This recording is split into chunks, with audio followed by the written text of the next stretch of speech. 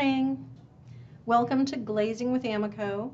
This is Kara, and today I am coming back to the satin matte glazes, and this time, instead of talking about layering or using with underglazes, what I'm doing is mixing them.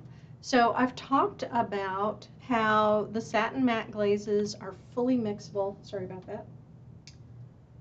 The satin matte glazes are fully mixable, but I haven't done that much discussion of exactly what kind of colors you can come out with and what color combinations work really well. So I did some testing, and I had already done some mixing, like with white to make pastels, and this is an example of a mug that is the SM51 red, and I believe this is 2 parts red, or I'm sorry, 2 parts SM11 white with 1 part SM51 red, and it makes this really, really deep corally pink, which I really like. But I was expecting it to be a little lighter, so here's an example of 3 parts white to 1 part red. So the colors are very, very saturated, so it takes a lot of white to make pastels. But I really like how this rich pink comes out. Very, very, very bright. And I did a video on that a couple of years ago. So, but I hadn't done as much testing with the rest of the satin mattes. So I'm going to come to my overhead and show you some of the results that I got. This is 1 part SM42, which is mint, with SM51 red, and it makes this really tomato ketchup-y sort of red, very different from the bright red that we're used to in the SM line. This is a really beautiful deep turquoisey color, and this is equal parts of SM27 teal and SM29 blue-green.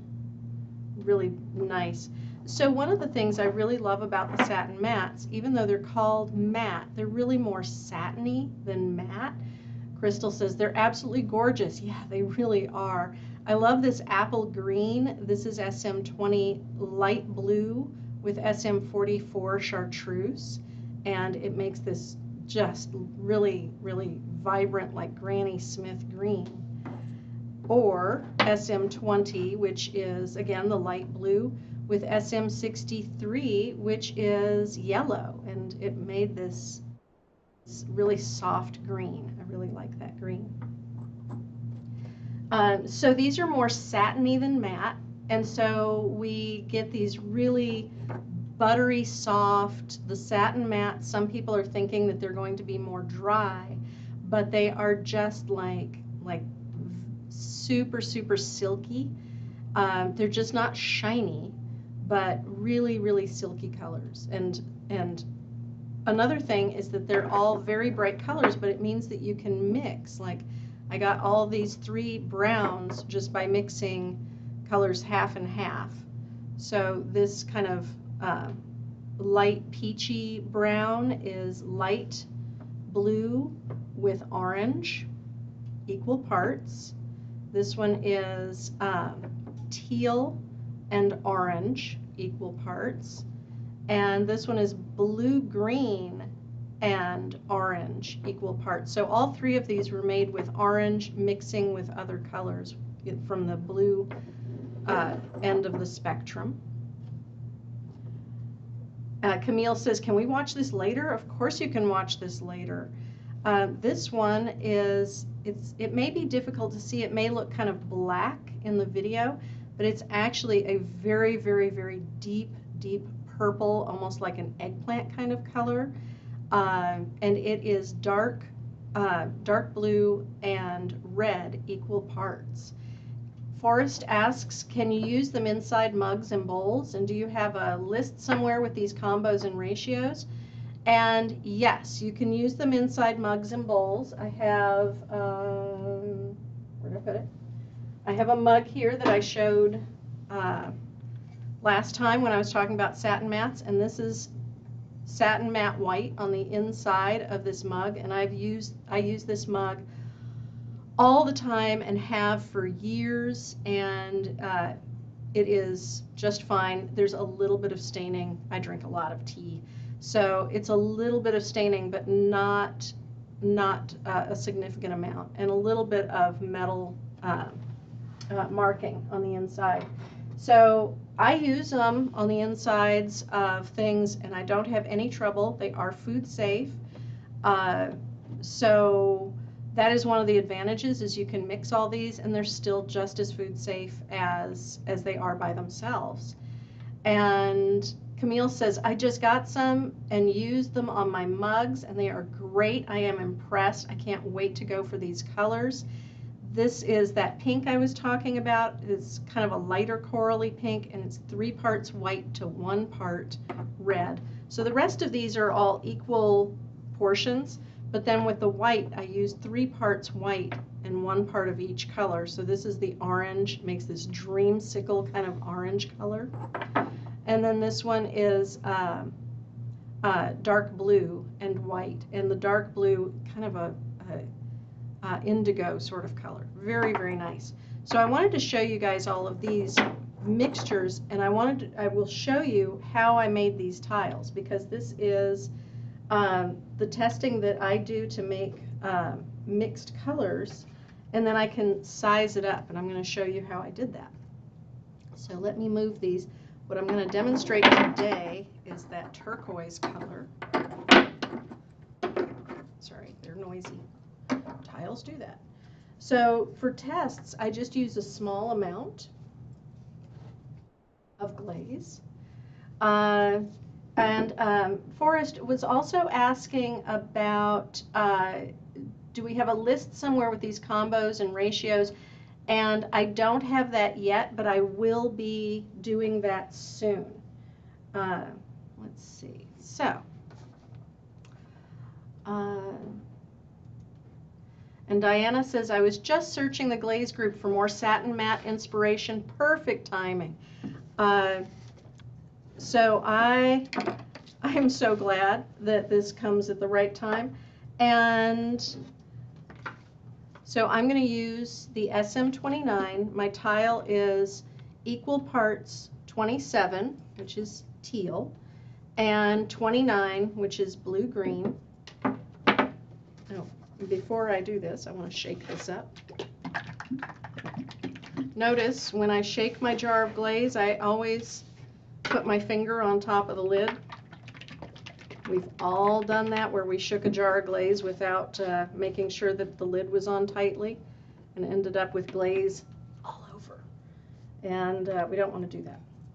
So for testing, you can do it different ways. I like to use these syringes that have the milliliters marked on them, but you can also just use teaspoons. Those work great. You can use 1/8 cup measuring cups.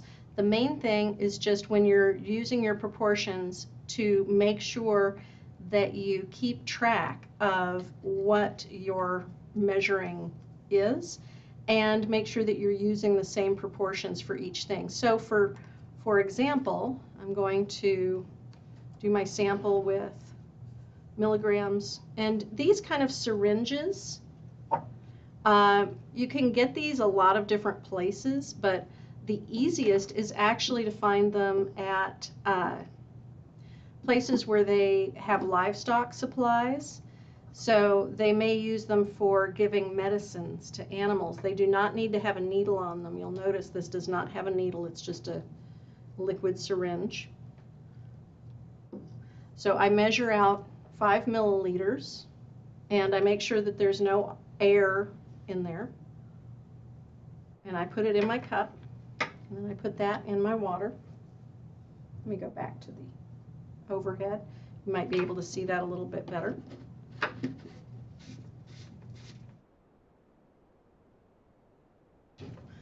And then I take my teal, and I have a fresh syringe. Now, if you have one syringe, you want to clean them out thoroughly between using them so that you don't contaminate your glazes. But I've also done this where I just pour the glaze directly out into a measuring cup, and that works fine too. Just be careful not to overload it. So I measure out my 5 milliliters, and that's my sample.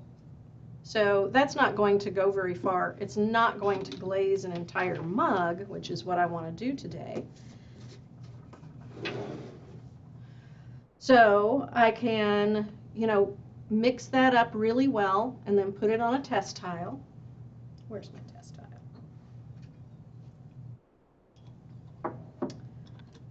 But what I think I'm going to do is actually add some white to this to make, because this is what I did, was I did this proportion, but then I added white into it. And amazingly, I could not believe how this worked out. It almost perfectly matches the wall of my studio setup here. It's just a little bit bluer. Yeah, the syringes are super easy for this to go to measure, and especially when measuring really small amounts.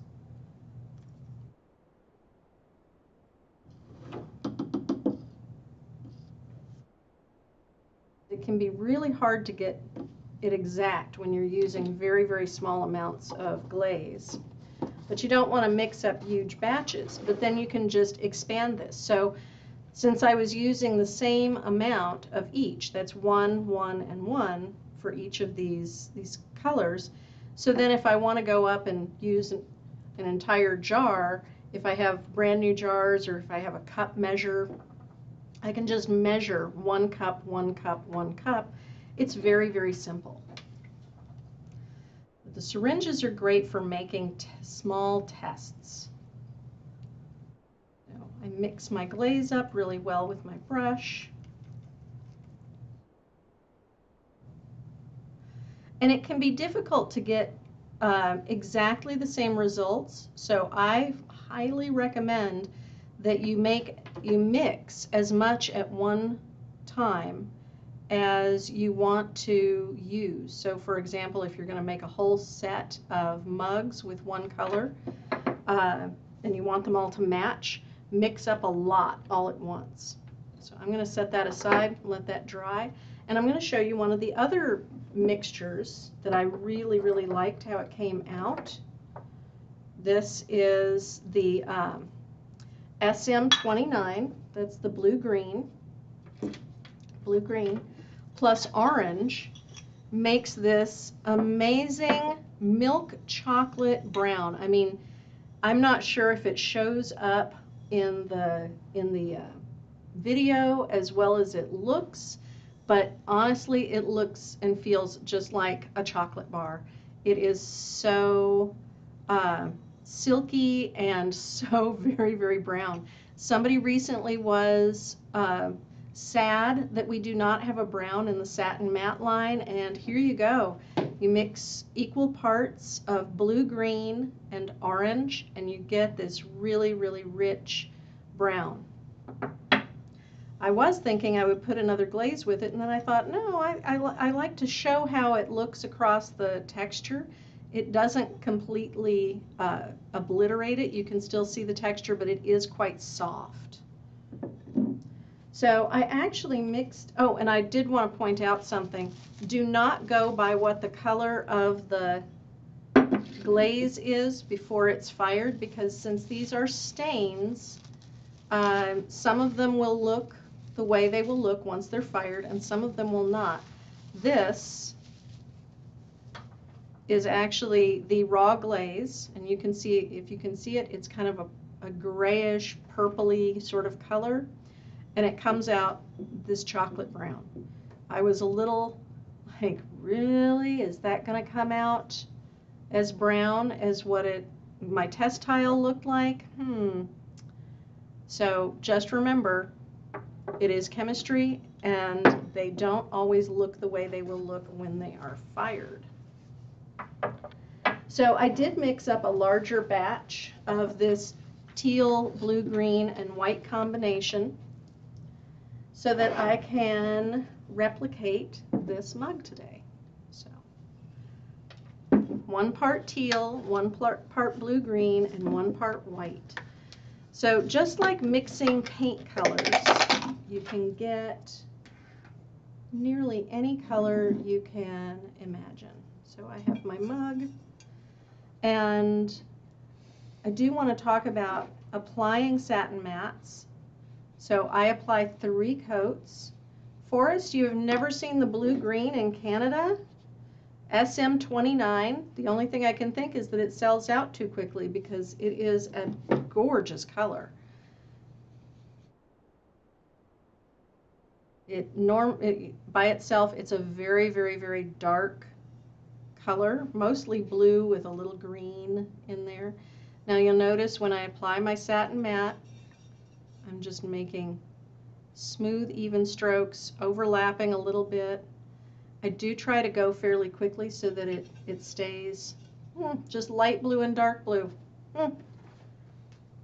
You will have to ask your local distributor about that because we have a whole range of colors. We have 12 colors: black, white, light blue, dark blue, teal, blue-green, mint, chartreuse, red, yellow, and orange. And I'm thinking I'm missing something. Oh, and clear. We have a clear Satin Matte as well.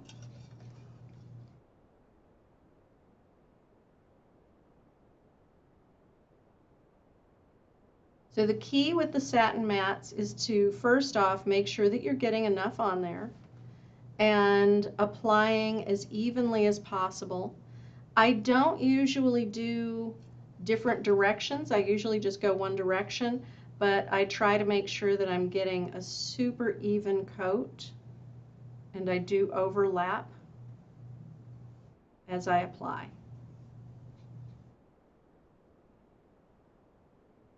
And this does dry pretty quickly.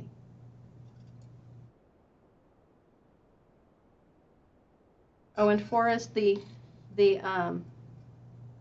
light blue and dark blue are beautiful. You said you have the chartreuse, yellow, and mint. And certainly you can do so many colors with those combinations. The yellow with white is really lovely, kind of creamy.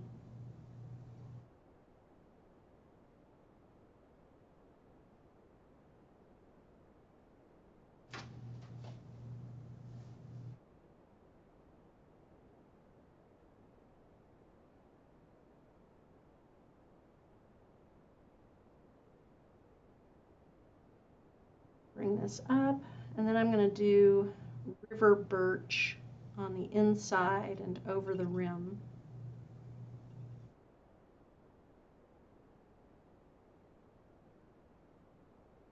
Yeah, I love how they feel too. Forrest says, I love how they feel. They are just, like I said, they're so buttery soft.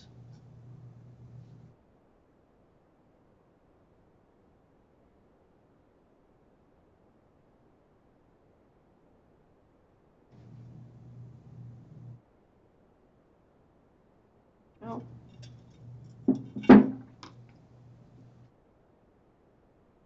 Clean up my glaze. So in the video, I think this looks a lot brighter, but it is, as it's going on, it's a very soft blue-gray kind of color. So I'm going to let that dry. So do we have other questions about the Satin Mattes and how to mix them? They are just a great combination of colors. Do we need to see any other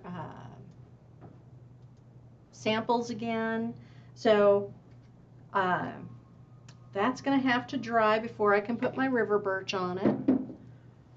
And Do I have anything else I can put glaze on? Because I still have some of the brown left over. And I don't think I have any bisque that I can glaze. So I'm going to just wait for that to dry. And in the meantime, I'll show you what I do to clean my syringes. So this is over here. Actually, I'm going to put a little more glaze on that tile. So these syringes do come apart, and that works really well to clean them. But another way that I clean them is with water, and then air,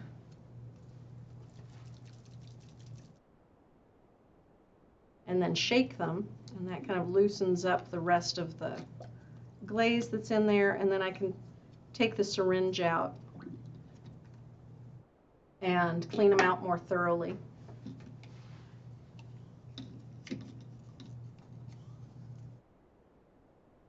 Diana says, I saw that some people mix it with water for a more even application, but would they give you a watercolor effect? I think that you could probably do a watercolor effect if you did like a white background and then watered down colors to go on top. I haven't tried that. I have done a little bit of mixing, like layering the satin mats. It can, I don't find that they go on more even if you water them down, although you can put on more coats that way. But they still do require a fairly, you know, two to three coat application, a good hefty application. But if you're using the clear, you might want to water that down so it doesn't get too thick and milky or cloudy if you're using it over velvets. And Janet says, now I need to use them. I have light blue, dark blue, blue, green, and black. Well, now you have some ideas of how you can mix them to make different colors and use them in all different ways. There are so many ways to use the satin mats, and they're just, you know, great combined with so many other things. So let me, this one doesn't want to open. There we go. So this is my PCF 74 River Birch, and now that my satin mat is mostly dry, I'm going to apply River Birch on the inside.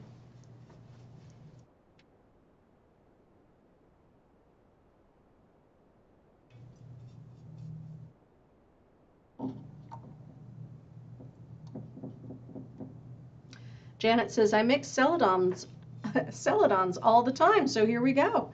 Yeah, try using the satin mats, mix them the way that you would with the celadons, and see what kind of great combinations you come up with. Keep track of what you do, how you mix them. I think you'll have some great results.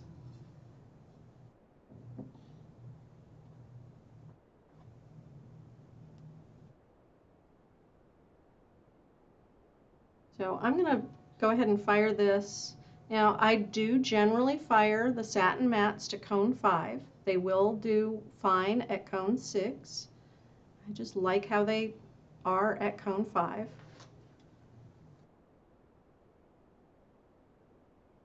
So if you're firing to cone 5, that's great. If you're firing to cone 6, just be aware you might have a little bit different color response with some of these, but I think that most of them, they're pretty heat tolerant.